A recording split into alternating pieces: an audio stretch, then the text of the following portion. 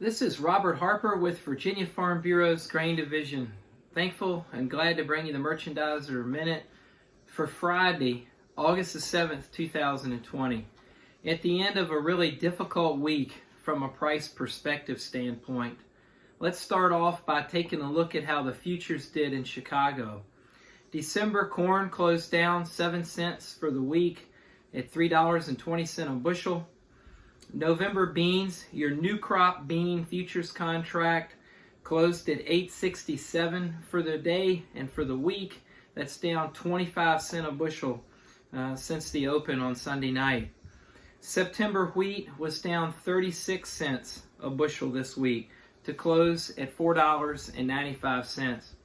We started off on Sunday night with a gap lower opening for both corn and for beans, and we had anticipation by the speculator that the crop progress report that we would get on Monday afternoon was going to show an increase in ratings, good to excellent ratings for corn and soybeans, and that proved to be true. When we look at those USDA numbers from Monday afternoon, we saw the corn crop rated at 72% good to excellent, and the nation's soybean crop rated at 73% good to excellent. These are above the 5-year average, way above last year. Remember, a year ago this week, we were in the mid-50s on good to excellent ratings for both the corn and bean crop. So we know when the corn and the beans standing in the field look this good, that it puts a lot of pressure on the futures part of your cash price. Really, no matter how much we're selling overseas or how much we're using here domestically, when the weather's been as good as it's been in the majority of the Corn Belt, and the ratings are this good, it's very negative for price. When we got the export inspections report this week, we saw as expected numbers, bushel and metric ton numbers for the vessels that got loaded this week, all as expected for corn, wheat, and beans. No surprises there. When we saw the sales report this Thursday, it was as expected. Bushels sold this past week for corn and beans, and above expectation for wheat. When we looked at Wednesday's weekly EIA report, it gives us a good idea of what's going on in the ethanol industry. We saw production down this week, 2.8%.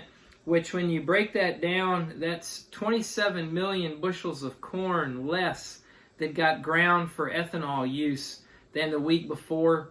The market took that seriously and sold off, just like the corn market took seriously the good to excellent rating this week and sold off on that as well.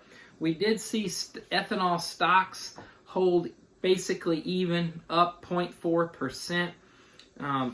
One thing, an eye catcher this week that was remarkable, we've had stock indexes getting back, several indexes that we all watch getting back to pre-COVID levels.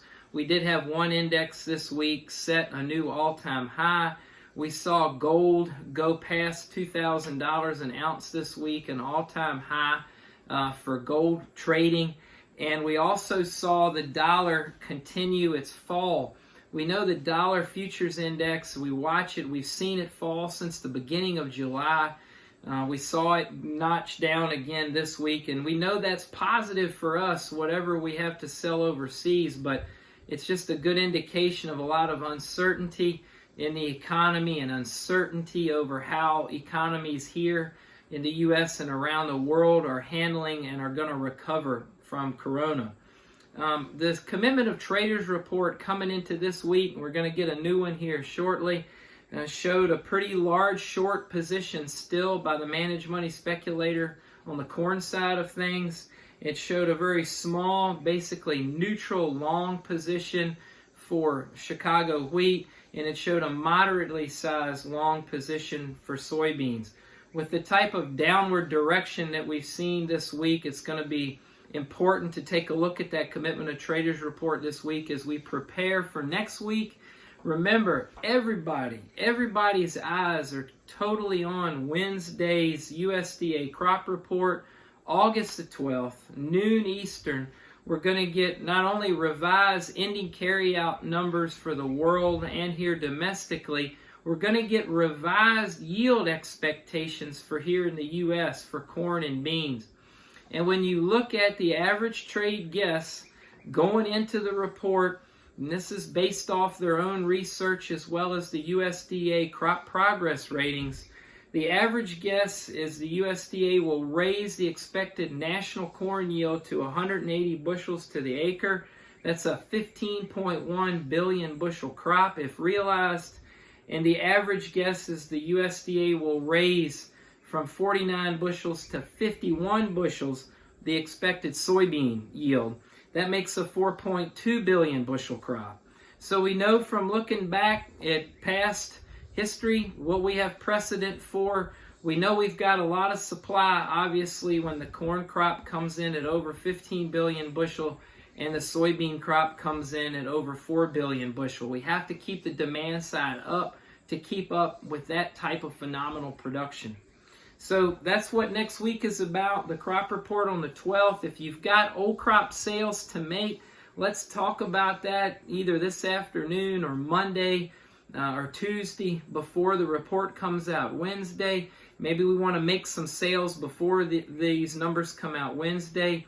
Again, we're watching weather, we're watching corona politics, we're watching election politics as this growing season unfolds.